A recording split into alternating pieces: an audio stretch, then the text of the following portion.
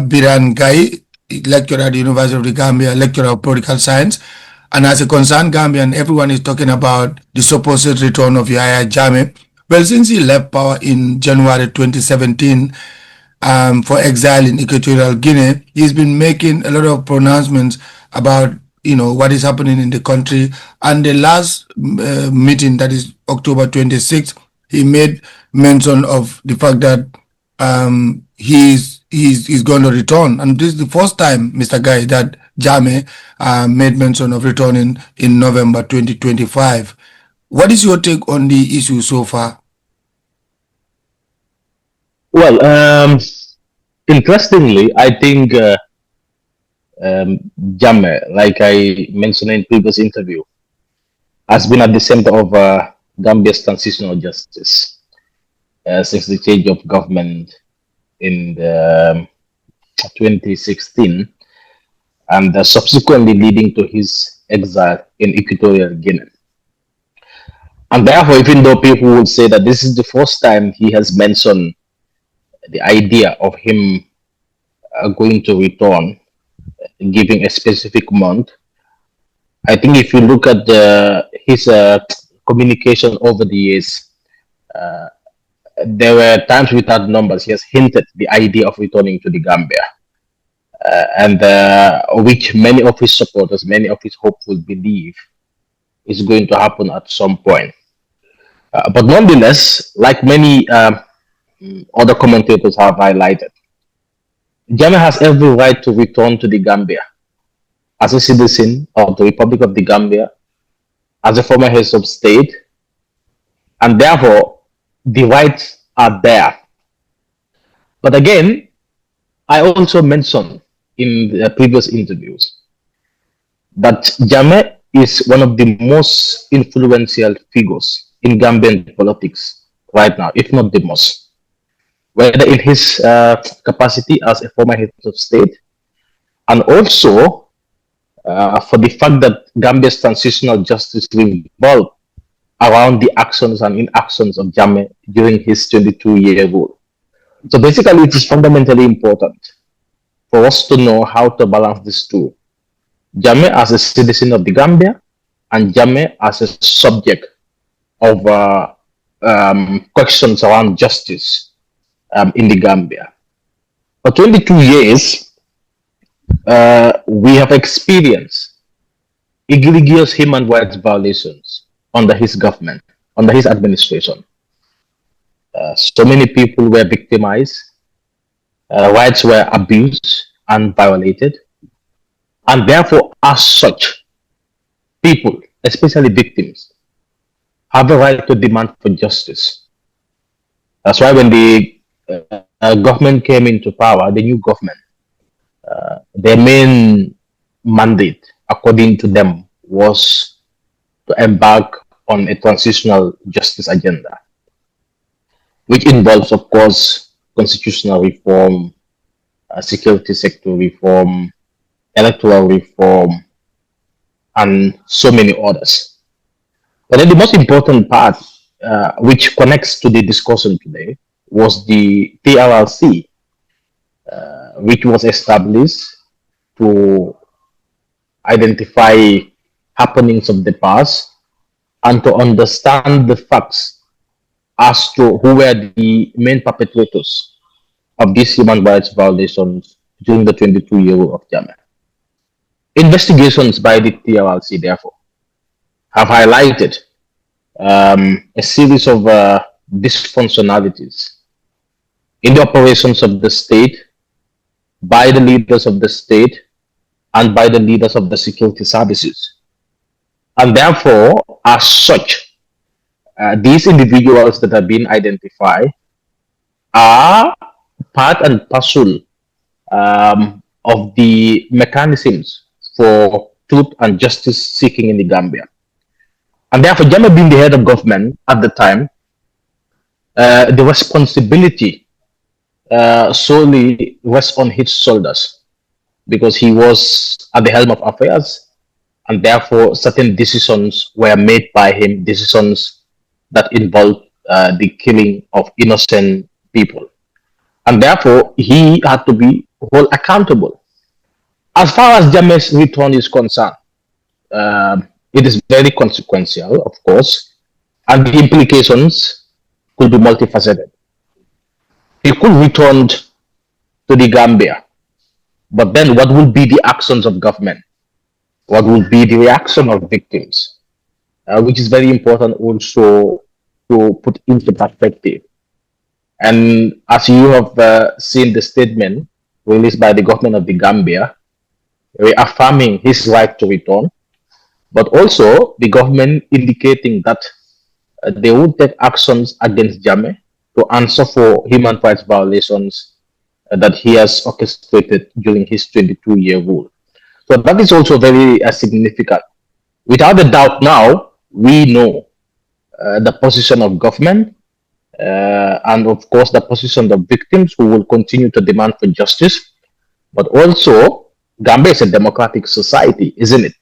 Yeah. And there are those supporters of Jammeh who also believe that Jammeh has the right to return and that they will welcome him accordingly. But notwithstanding, whatever the case, there are political and security concerns, serious security concerns that it may lead to. Okay. So, Mr. Guy, looking at Yes. the introductory part of our discussion where you have mentioned about, a detailed account of the implications or the TRRC mentioning of him. But a lot of people might also say that Jammeh was never given the chance to respond to the allegations being leveled against him. Yes, but that is right. I think Gambia is a society of law, or is a country of law, and as such, there are judicial mechanisms in place where, when Jammeh return, investigations can be conducted again. Because as far as the TRC is concerned, they have identified certain perpetrators.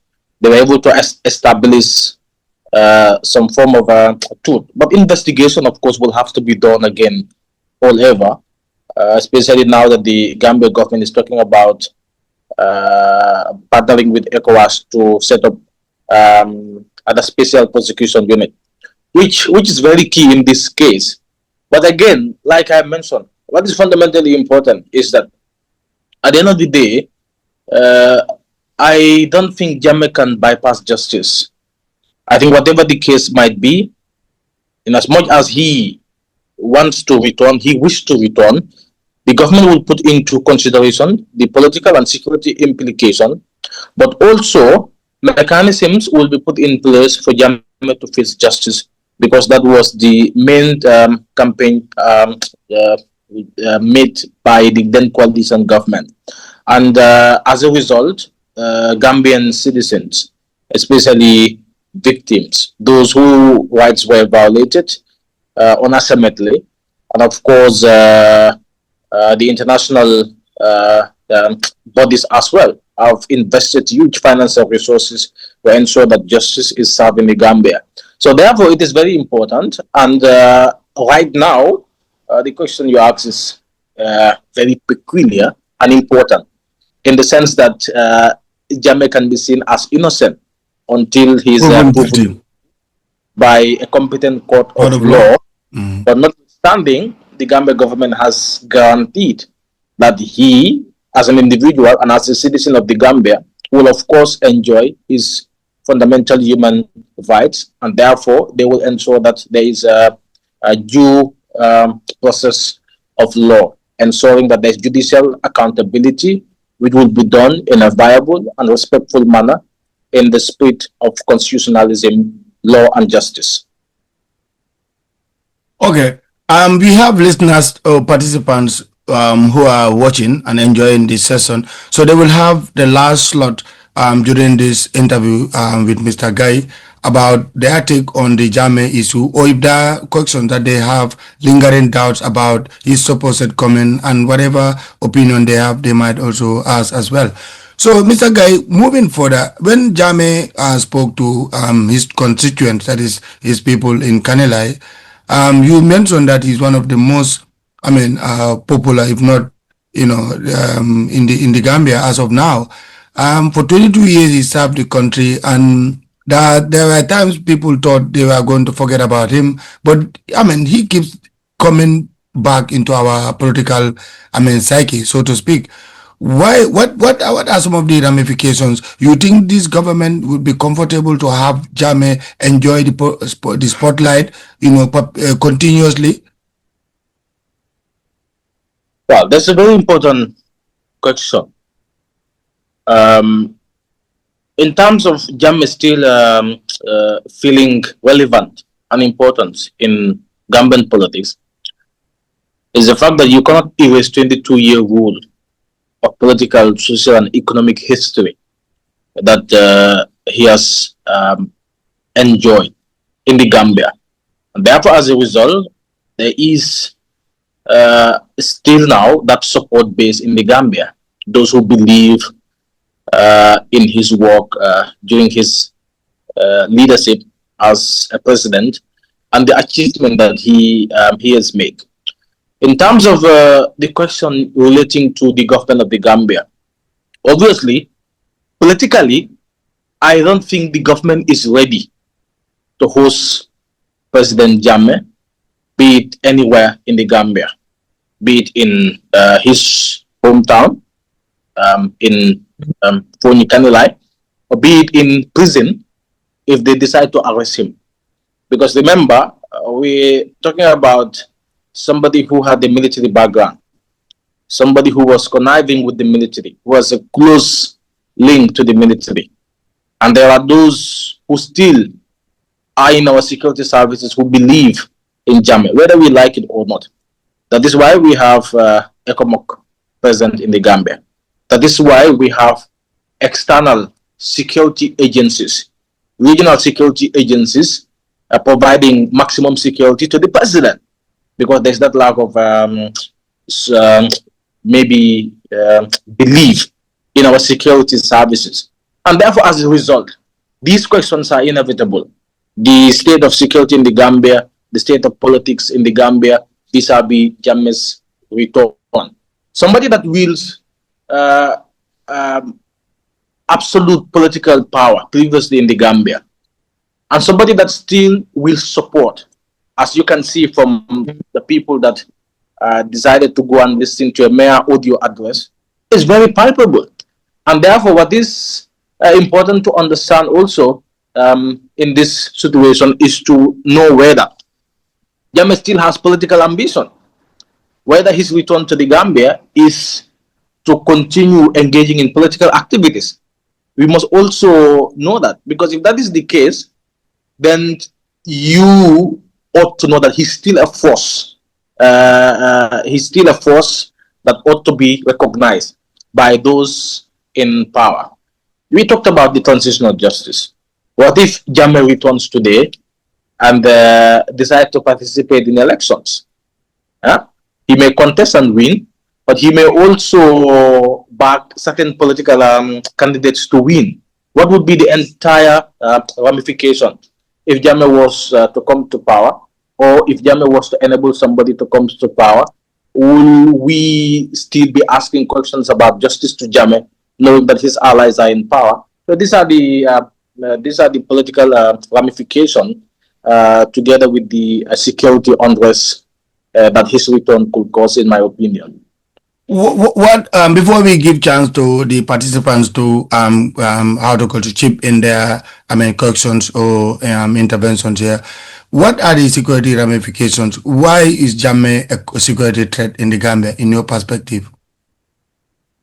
Now, if Jammeh lands at the Gambia airport today, for instance, his supporters are going to rally, expecting to receive their exiled son and their former president. What if the government decide to arrest him in that instant moment? What would be the reaction of his supporters? Maybe And for me personally, I do not trust the security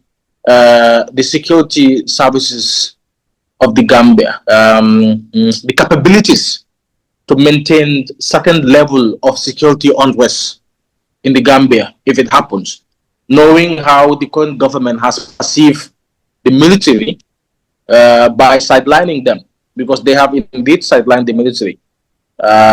8 to 9 years into a transition, the military is not really integrated, and therefore that aspect could also play a role.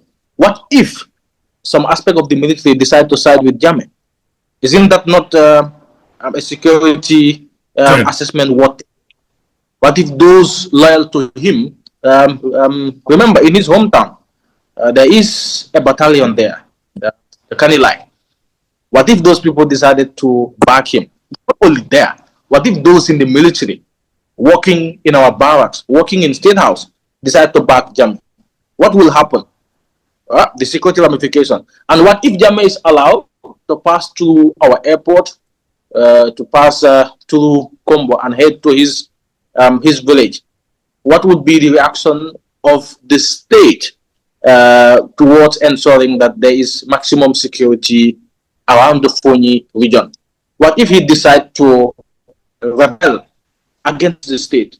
These are pertinent questions that people need to ask.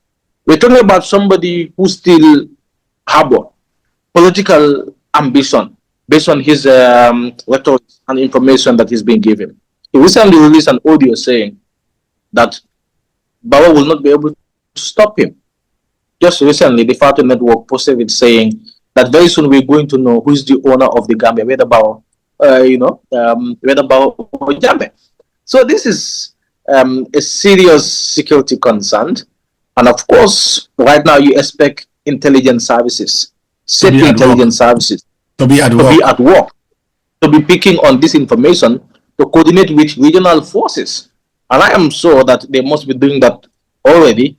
If not, then that is the greatest negligence I will foresee. But nonetheless, it is a precarious political in the Gambia right now, and nobody knows what is going to happen. And as much as we can make our assessment, these are just possibilities or scenarios that we can envisage happening in the Gambia. Okay, thank you very much, Mr. Guy. Now, participants who have joined on this session can ask your questions, maybe through text, write to explain your concern, or if you want to intervene and ask Mr. Guy based on the presentation or the explanation that he has given. So you're welcome.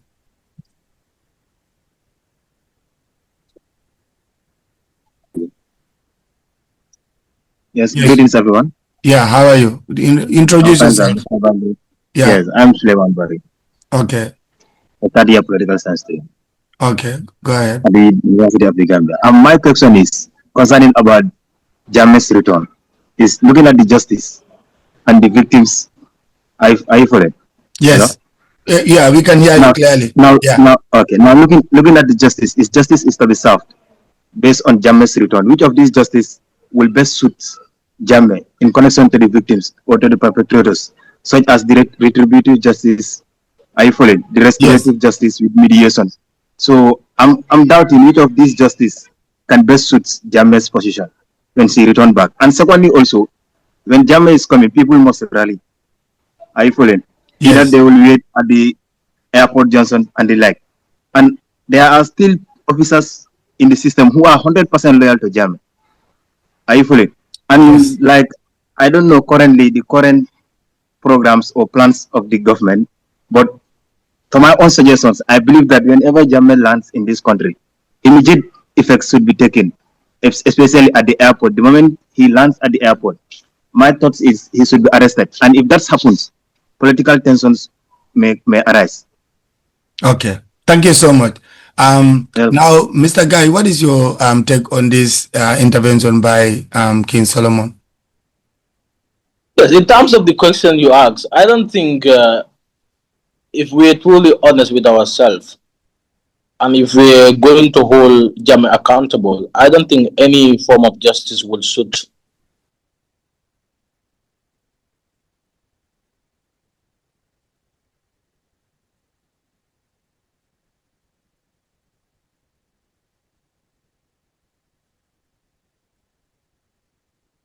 In the connection there, it's going down. Wow, the connection is down. The connection is down. I can't get her. Yeah. All right. Is there any other intervention by any of these participants regarding what what King Solomon has said, or any concern that you have in mind before Mr. Guy is back? I have a question. Okay, go ahead. No, with Solomon's thing, not a question, but I think for justice in this country, I don't think there are no possible ways that immediately if Jammeh land, he will be arrested. I think there will be due process that will be followed, given the system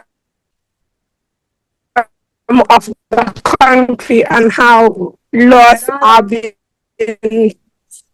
how the law is in the country of the land. Like right now, as much as there is too much accusation, everybody will go. So with that, I don't have much to say. I hope the state is getting ready and they are doing their best to make sure that they handle it in the best way possible. I think I have a question. Then I will wait for Mr. Biran if he is back then. Okay. All right. Any other intervention? If you are not talking, you can mute your mic so that it doesn't actually interfere with the audio, general. So yes, go ahead. So Mr. Gay is now. Yeah, go ahead. I just want to make a counter attack under the lady who just said like justice is in the south. Okay, counter attack. Okay, all right. Make it brief. So that Mr. Guy can continue his explanation. Yeah, go ahead. Apologies. Yes, okay. Yes. Yeah, go ahead, King Solomon. Okay. I think we seems to lose King Solomon. So, Mr. Guy, continue your explanation. The question I was about to answer is that Jammeh is not in a position to decide his fate. Mm-hmm. His action of the past and the judicial interpretations regarding the violations that happen that will determine his fate, isn't it? Yeah. So I think he's in a position where we can say restorative justice, retributive justice is what suits Jammeh. Justice is, and at the end of the day, the victims have to be satisfied that justice is served, because it is also important that reconciliation is also talked about. Last week I was doing some surveys across town, and then we were asking the question: reparation and justice, which one is more important? Reparative justice, reconciliation, and the general theme of responses were that justice is important first. You must establish justice, and then reconciliation can come. So obviously, those victims whose rights have been violated, sometimes it is also easy for us innocent people to just say we have to forgive and move on. I understand to reconcile as a country, because that's the most important aspect at the end of the day.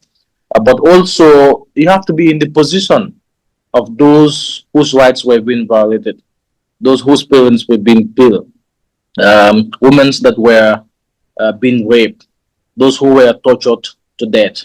The trauma that they're still living is very, and therefore you need to resonate and put yourself in their shoes in terms of demanding for justice, or in terms of appraising what ought to happen in terms of justice in the Gambia.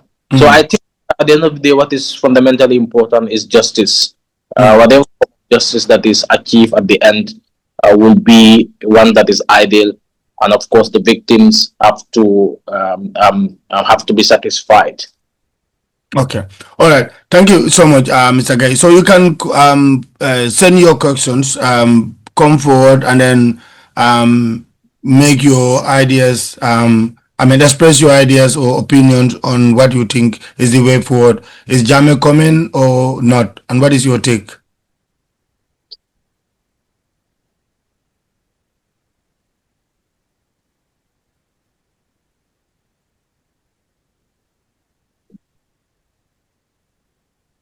Okay. Without, I mean, since you are yet to make up your mind, Mr. Gay, you can continue. So that before we wrap up in few minutes time, we look at the supporters' perspective. They believe that Jammeh was or is their hero, and for them it is only that that can separate them, with Jammeh. So to give them their own fair share of their own opinion or their own dose, I what do you think think? What do you think is the way forward? How do you think can government resolve, that the President Barrow government resolve this issue, this stalemate? that's a very important question that you ask. Let me speak on the subject of those who still believe Jammeh as their heroes. For people of his village, of course, he was their hero. But in the 2 years, he has brought unprecedented level of achievement, not only in the Gambia, but also in his hometown. And you will be surprised to see that I conducted focus group discussion in his hometown, Kanilai, just less than 1 week. The revelations were shocking. It was around transitional justice. We must not equate the actions of Jammeh to his own people, those who support him. Can you imagine that the only health center or the only hospital in that place, the ambulance, was taken away from them as soon as Jammeh vacated office? And therefore, those people, they feel marginalized, according to the testimonies that they told me. I know that this is a research findings that I'm not supposed to reveal now, but it's just the information is out there. They were saying that they've been marginalized by the government. Baba has never stepped foot there, and even the Alcalo also told me that he's not been paid for 29 months. Okay, I'll need to check if other Alcalos have been paid in the Gambia, because there was a Carlos were being paid. So there is an inherent form of marginalization towards the people of Foni since this government come to power. That also must be highlighted. And as a result, of course, they will see Jammeh as their hero because of the achievement and the progress that he has done for them. But then moving forward for the Gambia government, I think I cannot speak for them. They have a position already, and they have released a statement with the coming of Jammeh and what they intend to do. They intend to hold Jammeh accountable, but also in the respect his right and dignity as a citizen of the Gambia. So that position is very clear. They are on the path of justice and accountability. That is what they say in their statement. Okay, there is a question here, Mr. Guy, for you. It states, someone said, what is the key implementation of Jammeh's return on our transitional justice process, and what can political experts or analysts do during this process or period? I mean, if the political will is there, we've been talking about holding Jammeh accountable and those who have violated human rights in the past, isn't it? Yes. We have seen in the case of Yankuba Toure, he's been prosecuted already. Yes. The case of Bailo in Germany, and then Usman Sonko, and then Sankoria as well. Yeah. So justice have already started. And the doubt was, whether can we have access to Jammeh? Because he's the pinnacle. He's the orchestrator of what has happened. He's the overseer of human rights violations in the Gambia during his 22-year rule.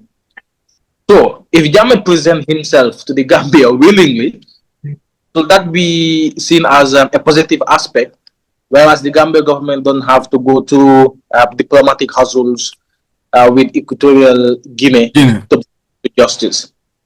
If the opportunity presents itself and Jammeh willingly comes to the Gambia, and let's hope that there is no political unrest, if the government of the Gambia decides to prosecute him, then that will be an ideal scenario for the government of the Gambia and for victims as well. Although his supporters will be disappointed and they will react in a way that could also call unrest. But I think the implication there is one that presents an opportunity to hold Jammeh accountable, but also one that could result in security instabilities, massive security unrest in the Gambia. But like I said during my previous interviews, whatever action the government takes Mhm. going to have implications, whether positive or negative implication, depending on the reaction of Jammeh, his supporters, and those who still believe in him. Okay, we want to give chance to the viewers or the participants on the forum to ask questions. Someone has also written, yes, considering Yaya Jammeh's past role and the TRRC findings, how do you think the international community like ECOWAS and AU would respond if he returned to the Gambia? One thing that is so important that the departure of Jammeh was facilitated by regional and international bodies such as the United Nations, ECOWAS, and the African Union. And Jammeh is still claiming that there was some sort of agreement which the Gambia government has denied. Obviously, the setting up of the Special Prosecutor's Office or the hybrid court in the Gambia is facilitated by ECOWAS, is supported by ECOWAS, isn't it? They have agreed to set up that court. Initially, they feel reluctant to do it, but because of pressure and negotiations with the government of the Gambia, a breakthrough was there. So therefore, ECOWAS has a huge role to play. Likewise, the African Union and the United Nations, because there would be international coordination for justice and accountability to prevail in the Gambia. And I think since ECOWAS has agreed to support the setting up of a hybrid court in the Gambia, they're already part of the process of holding Jammeh accountable, or they are Now that Jammeh has spent 90 years in exile. the Gambia. Yeah, who is on board? Yeah, it seems somebody has just come in. Hello. Okay, go ahead, Mr. We are now wrapping up this session. If you have any questions, you can even put them, text them to us on Zoom, or maybe we give you the chance to speak either through video or audio. As raise your concerns about the supposed return of Yahya Jammeh. Should he come or should he not? Okay, King Solomon said. Okay, go ahead. Yeah, go ahead and have your slot before I read King Solomon's Okay. question. Yes. Thank you. I am Adam Anjay. Mr. Guy, it's your student. Yeah, I don't know. Yes. So I have a question here about the MOU or the joint declaration that was signed by, or let me say, facilitated by these three international organizations like UN, AU, and ECOWAS. And rumors has it that even Gambia government was represented, like Aliva Sallah signed on behalf of the president, that on those, based on those conditions, Jammeh left. Now, and Jammeh, after 9 years, he is coming back. He announced that he's coming back. Now, is this, are these MOU or declarations binding to Jammeh's return or not? Maybe you understand. Yeah. Well, in terms of whether they're binding or not, I don't know. But what is also important is that the government of the Gambia has denied this idea that there was an MOU in the first place. And if that MOU was signed on behalf of the government of the Gambia by Halifa Sallah, then that notion has been rejected through the communications put forward by the government. So therefore, we can consider it null and void, because if government claim it does not exist, then therefore it does not exist. But again, nobody really knows what transpired when it comes to this MOU. And for me, I think that is where government is dilly-dally. Government is not openly communicating in a transparent manner what has happened. People have been calling for Halifa Sallah as an elder statesman to come and clarify, give his perspective. And I think he does that because that will be very important. It will be important to know the agreements that were signed in the MOU brokered by ECOWAS, the United Nations, and the African and the AU. But I don't think also any agreement who can give immunity to Jammeh. Any agreement of such can give immunity to Jammeh. Because one thing is very clear.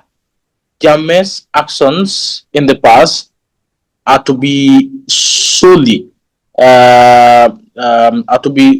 accounted for in line with the laws of the Gambia, in line with the constitution of the Gambia, which is the supreme law, which therefore supersedes any other international agreement that they may have had. In terms of the if issues around him returning is something that is noted, obviously he can. But I think with or without the agreement, Jammeh has every right to return, even if he is killed the whole of the Gambia, because he's a citizen of the Gambia. And therefore, in terms of the validity or veracity of that MOU, I can't really tell. Okay, there is a question from King Solomon, which I would like to read, Mr. Guy. He said, what will be the consequences if Jammeh returns while the SIS are doing their investigating, knowing full well that how Jammeh known every corner of the country? Don't you think that he might plot a coup because he believed that because I believe that if you see him talking about coming back, then there is something already been cooked. I think you have. Then another question also states, it was a truly insightful session. Thank you so much. At this point, I would believe he should return and face the nation right here in the Gambia. The victims deserve justice, and it's time for accountability. Yes. So go ahead, Mr. Agai, on the first question. Yes, I think the implications are there, and that is why we say that if Jammeh decides to come and cooperate with the state, that is a positive thing, isn't it? Yes. But he has other hidden agendas. If he's still eyeing the presidency, the seat, then we can say there's fire on the mountain, isn't it? Yes. Trouble. Because, if he decides to orchestrate a coup, that could be bloody and deadly in the Gambia. But these are scenarios and outcomes, like I mentioned earlier, that we need to factor. There is a possibility and high tendencies of this happen, but only Jammeh knows his ulterior motive. What we can say is that Gambia is also a state run by a government, and that government has a position, and the position is very clear. All intent is to hold Jammeh to account, but also accord him his constitutional right as a citizen of the Republic of the Gambia. Yes. Can I comment, please?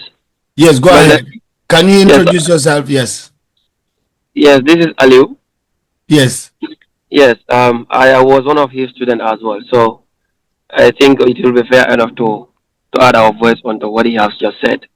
Go ahead. Yes, just to be very brief. I wasn't convinced with government standing, given that Mr. Gay, I used to have a problem with his surname, by the way. So Mr. Gay has elaborated a lot with regards to some of the consequences that we might actually see as a nation, and in fact, at some degree, he has written something about it, which I think government should definitely take heed of it, because from the remarks of APRC, one of their executive members claimed that if Gambia government happens to arrest Jammeh at the airport, it is going to be, I don't know whether he said bloodly or what, but he used a word, he used an adjective which is not actually a right word that we can actually see has it. And Al-Mahmed too, on Peter Gomez yesterday, I believe, or day before yesterday, also made a comment that in an attempt to arrest Jammeh at the airport, they're going to actually crack a commotion. And this should be a very, very alarming point for government to take note of this. So for me, even though regional bloc is not my cup of tea, ECOWAS, UN, We all have seen that they have been back in the dictators, they have been back in the student government. They don't seek to, represent the people and their cries. But I believe their intervention is highly needed with regards to Gambia's comment. They should not take it lightly. I think Gambia government comment is kind of childish. Gambia still now had loyalists. In fact, I would say without even a doubt, Gambia had more followers than that of Adam Barrow in this country. The survey has shown, from the election, you will realize that Gambia got a lot of National Assembly members, he got a lot of councillors, he got a lot of people that are still loyal to him. So I believe ECOWAS should intercept Gambia at the transit. I think that should be the best thing to do. Whether it's going to be in Ghana or Senegal at the transit, the guy should be arrested and then take care of. I think they should issue arrest warrant for now, so that we all can be in safe. That is what I wanted to say. Thank you. Okay. Thank you so much. This question from Aliu Balde. It says, hello, Mr. Guy. This is Aliu Balde. My question is, do you think the comment of Jammeh will not have implications to the 2026 election? I hope the current government will not say that there is political unrest and decide to cancel the election. It's funny, but do you think that's a convincing thing to do? You see, Balde, when it comes to governments in Africa, always expect the unexpected. So the election could be cancelled. Exactly, like what Kombalo is doing, suspending elections in Bissau and prolonging his stay beyond his mandate. Whatever the case may be, it could. If Jammeh very well comes and there is unrest, obviously elections could be affected in 2026. And depending on the state of nature in the Gambia, one could really say that is a step that the government could take. But sorry to intervene. The election is supposed to take place December 5th, 2026. If Jammeh is supposed to come in November, why would you cancel election? That is like 1 year. I think that's not a very I don't think we should get to that level. But then, for the sake of our discussion, since it's open open air session that everyone is venting their spleen or opinion on this, yeah, you can go ahead. What we are saying, we have seen political unrest across Africa that spanned months and years, for instance, isn't it? Yes. What if the return of Jammeh also catapults Gambia into such a political situation? This is a scenario, a foresight assessment that one can make. But I don't think it could reach to that. But if it does, of course, this is an outcome that the government could also affect. But I think I will support the idea of what Aliu said. I don't think the Gambia government is ready in any shape or form to host Jammeh in the Gambia, whether be it his arrival at the airport or whether he be allowed to go and stay in his homeland. The Gambia government is not just ready. Because remember, Gambia is so polarized nowadays. And let me tell you, those supporters of Jammeh are so passionate, they believe in him, and they will go to any length to support Jammeh in power. Remember, we're talking about a former head of state, a military, somebody who believes in military ideologies and military doctrine. Obviously, his actions and inactions are motivated by that military culture and that military mindset. They are the most unpredictable characters that you can see. And Jammeh evidently was a very unpredictable character as well. So it is very important to also be cautious in how we assess and appraise the situation politically and security-wise. The ramifications are clearly palpable. Okay, we now approaching the tail end of our discussion. We are going to take one more question. If not, I give the mic back to Mr. Guy to wrap up the discussion.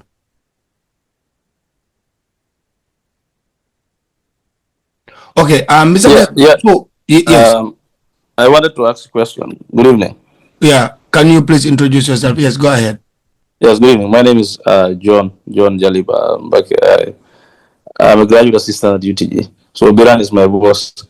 Okay, thank you. So basically, for me, I think it's also a comment and equally maybe a question.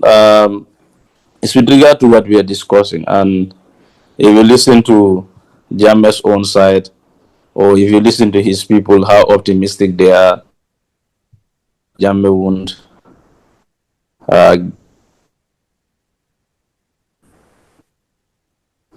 Someone was trying to show me a video to support him. He went to the market to buy Asobi, for his return. So that tells you the Yeah, preparation really. is on high gear. And someone also equally was saying that majority of the security members, majority of the people who are in our security force are people who are still loyal to Jammeh. And then if these two groups, those that are in the civilian aspect who are very loyal to him, and those that are in the security force who are loyal to him, happen to come together, in a grand style in welcoming him, what is going to be the fate of our security? Because so basically that's what I want to ask. Because why I'm trying to ask this, just recently, I think last Saturday, we saw the Gambia Police Force have sent some security personnel to go and coordinate the receiving or the welcoming of the leader of the United Democratic Party when he was coming from his store. And now that Jammeh also want to come, and he's saying he's not going to sneak in the country, he's not going to come through the windows.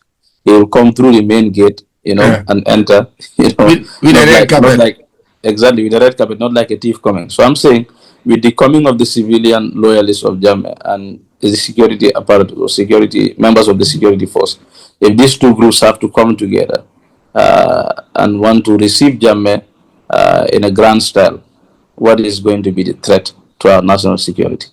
Many blessings. Thank you so much, Mr. Mbake. Yes, Mr. Guy, you can have the last shot before we wrap up this program. John, in terms of the question you asked, anything that I say will be a speculation, isn't it? If Jammeh comes to the airport door and the securities decided to either escort him or to arrest him, escort him, obviously, his supporters will welcome that. Escort him for the time being into his native home will mean that there will be stability at that instant. But then, what if they decide to take actions? Action which will mean that arresting him, because remember the statement made by the government, they mention arrest, that he could be prosecuted and be arrested. So the outcomes there are very evident, and therefore it is really a precarious situation to analyze, because it is something futuristic that you don't know what might happen. Gambia is at the edge here, and therefore the return of Jammeh could mean one thing or the other. We just not political messiahs to know what might actually happen, but be rest assured that they could either be positive or negative in light of the analysis that we've given. Well, I said last, but this one just this text just surfaced here. This is from Amifai. He said, "Good evening, Mr. Good evening. My name is Amifai. Mr. Guy is my lecturer. My question is: can the return of former president be a catalyst for political instability in emerging democracies?"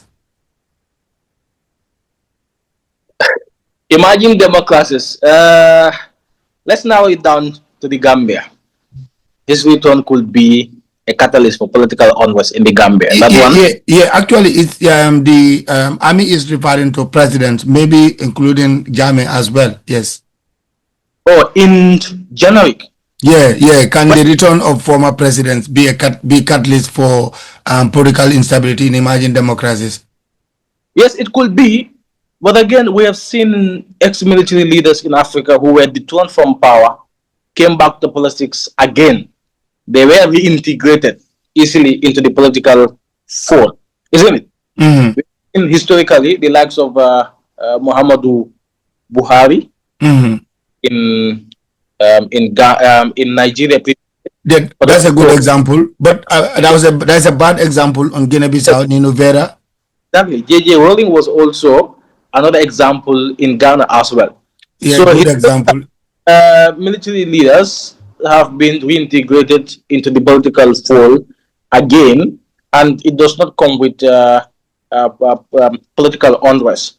But in the case of Jammeh, you need to understand that there are serious allegations against his head, allegations that were unearthed by credible mercenaries of the state or credible state institutions.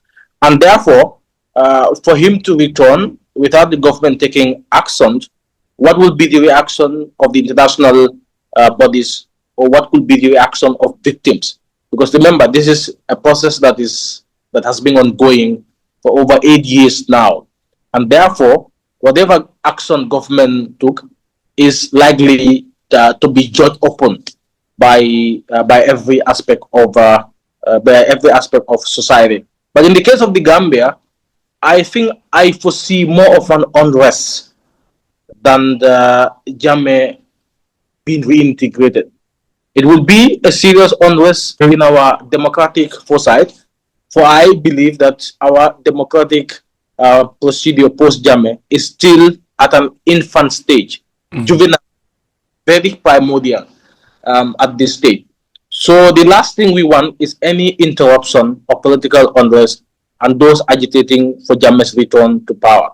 There will be two camps, obviously. Those who support Jammeh's reintegration into society and those who will agitate for justice and so on. And therefore, whatever action government choose to side with will have serious ramification in not only our democracy, but in our transitional justice process.